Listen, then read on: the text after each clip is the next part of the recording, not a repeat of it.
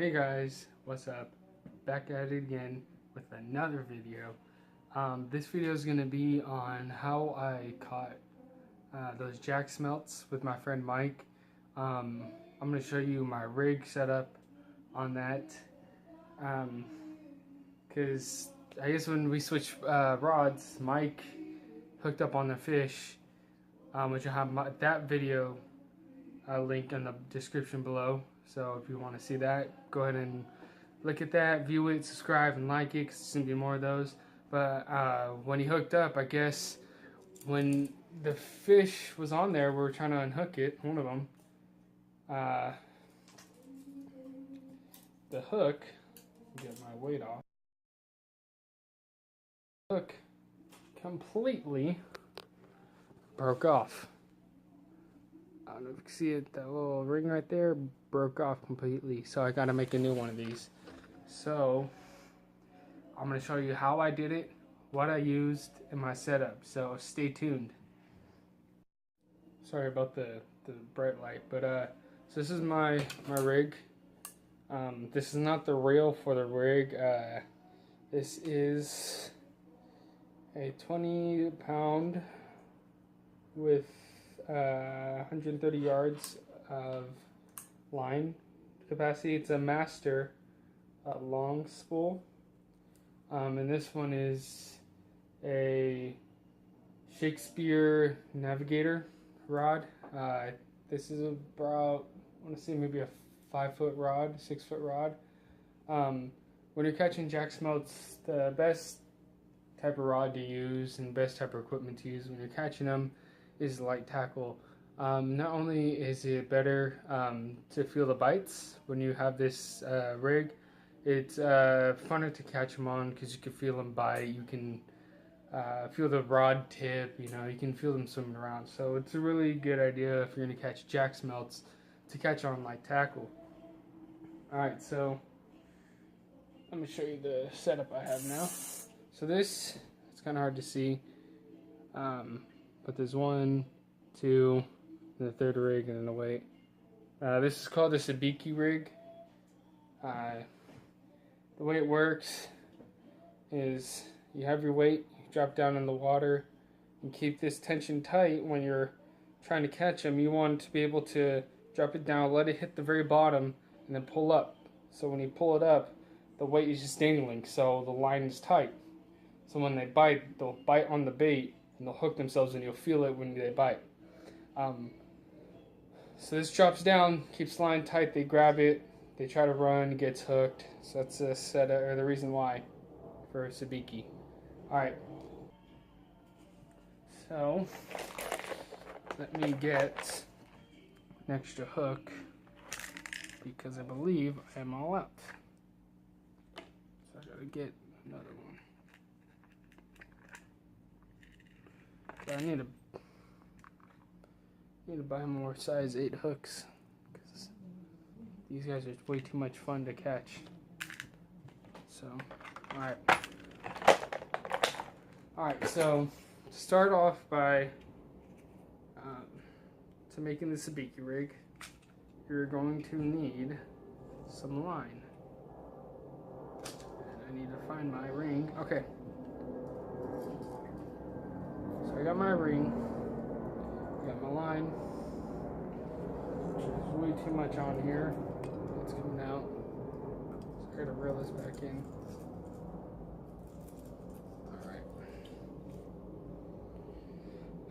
Alright, so the way you want to do this, to start off, you're gonna have your line still attached to the whatever you call that. So you're gonna take your hook.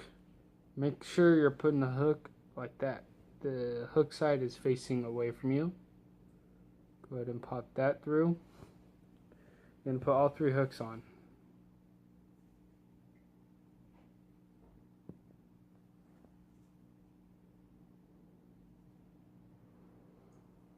Alright.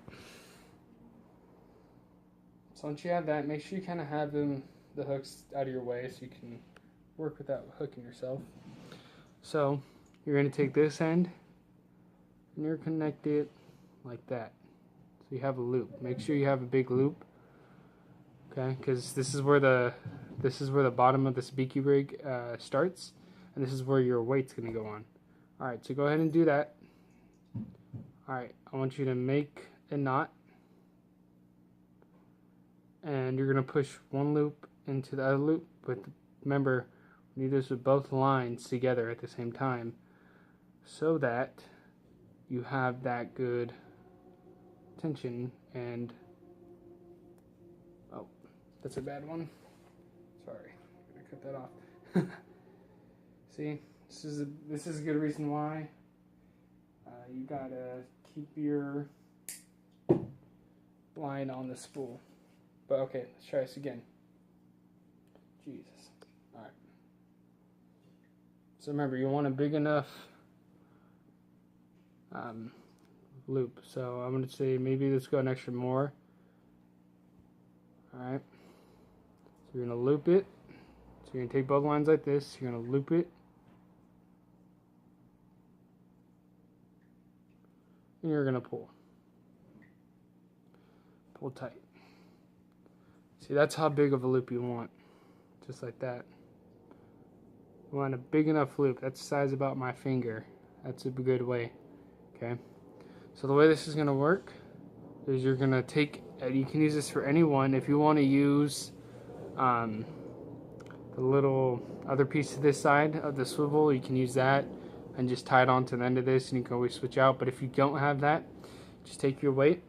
You're going to bunch your line up like that. You're going to push it through the hole all the way through.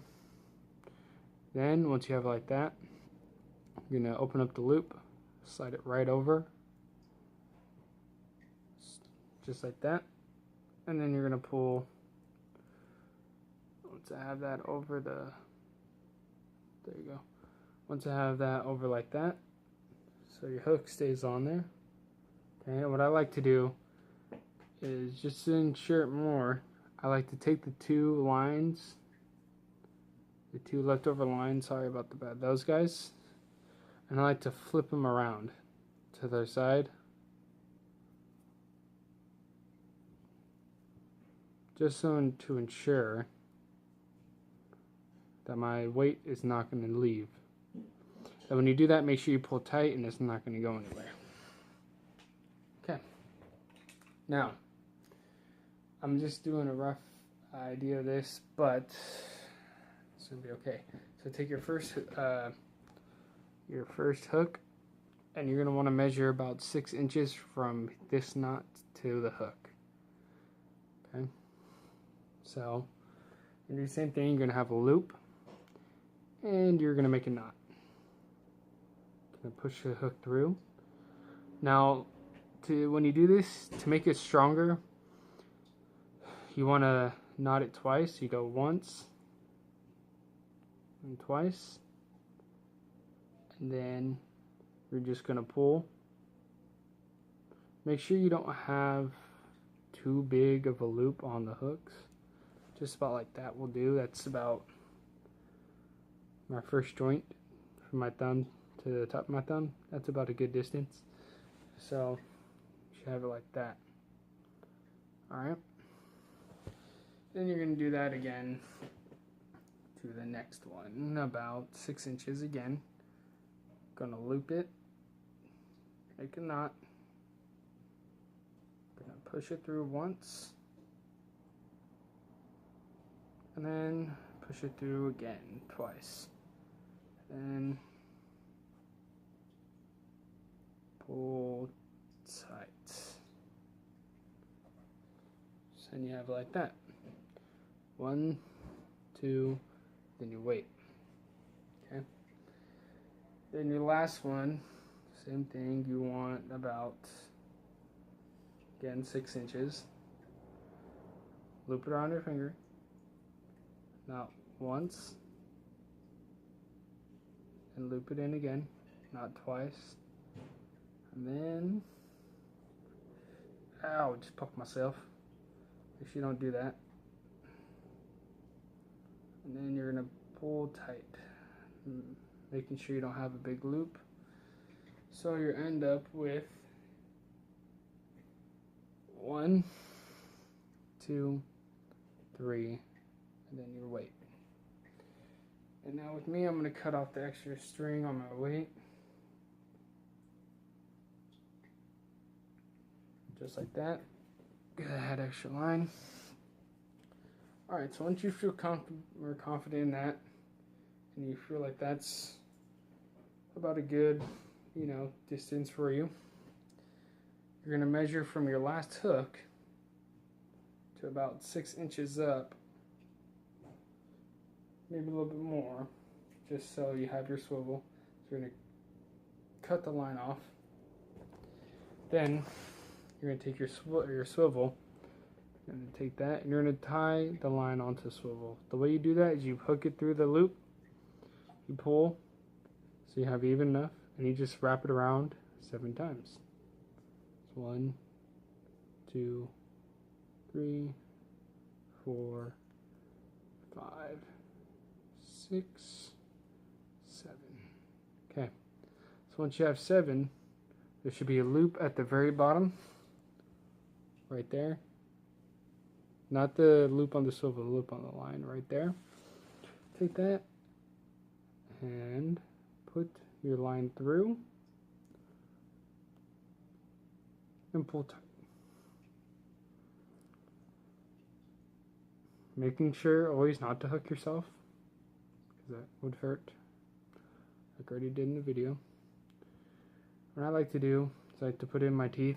Make sure if you're doing this, if you have an adult with you, if you're a kid, so make sure you have an adult with you while you're doing this. So you can do that.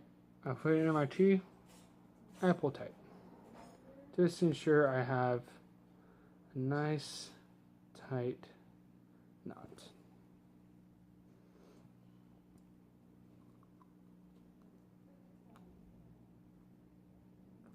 Alright.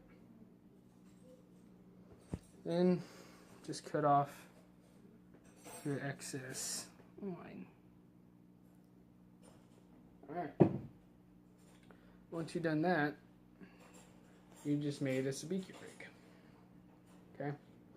So then, once you have that, take your pole, your line, and you're going to do the 7, well this one I did 5 for the line to the swivel from your actual pole. You're going to do the 5 loops instead of 7. Now other people might do it differently, but this is just the way I do it, this way I found success in doing it, so I'm just going to do 5. 1, 2, 3, 4, and 5.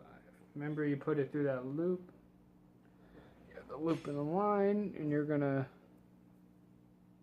sorry, it's gonna be kind of hard. You're gonna put it through the hole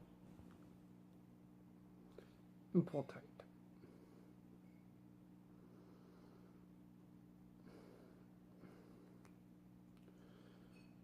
You always want to check to make sure you have it tight, because if you're fishing and if a fish pulls on it, you can lose your entire rig, which is not good. So I feel confident in that. Cut your excess line.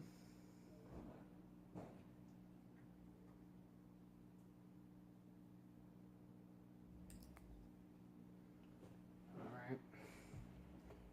And set your drag back up, nice and tight, and reel. Alright guys, hope you guys enjoyed this video. Go ahead and like and subscribe for more further how-to videos, fishing videos, and all other sorts of videos I'm going to be doing in the future. If you have any suggestions on what you guys would like to see next, go ahead and comment below, and let me know what you would like to see. I can definitely go ahead and do it for you. So, thanks for watching. Out.